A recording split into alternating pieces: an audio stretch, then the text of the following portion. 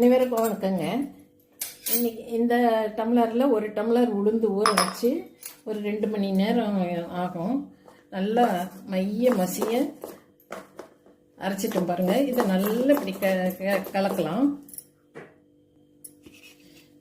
நல்லா இப்படி கலந்து விடுங்க. நல்லா பொதன்னு நல்லா வரும். அதுக்கப்புறம் நம்ம அரிசி மாவு கலந்துக்கலாம். ஒரு 2 ஸ்பூன் அரிசி மாவு கலந்துக்கிறேங்க.